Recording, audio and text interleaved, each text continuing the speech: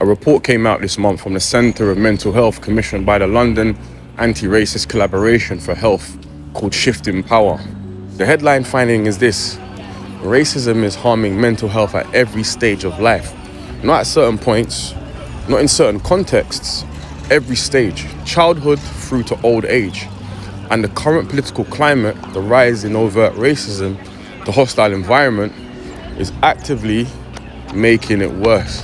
Because what researchers are arguing is that racism doesn't just cause psychological distress in a direct interpersonal way.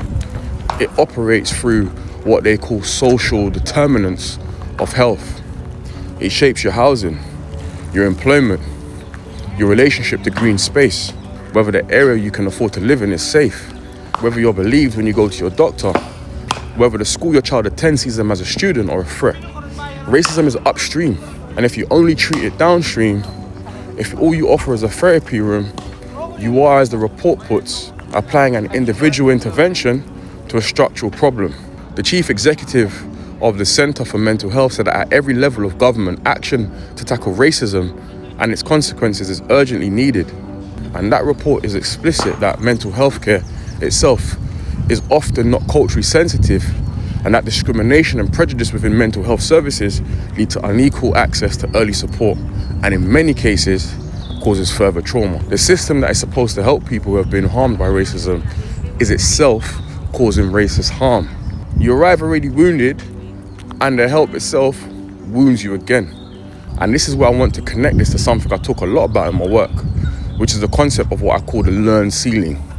The idea that repeated encounters with systems that disbelieve you, pathologize you, or fail you, eventually produce a very rational adaptation. You stop seeking help. You stop trusting institutions. You develop a hypervigilance that in any other context would be called wisdom, because in your context, it protects you. And those same institutions look at black communities and say they're hard to reach. They don't engage with services. No, there's a very well-earned understanding of what happens when you reach out. The report calls for a shift in power, for community-led approaches, for public health workers to be trained in anti-racist, trauma-informed practice, for trauma to be treated as a public health priority, not a personal problem.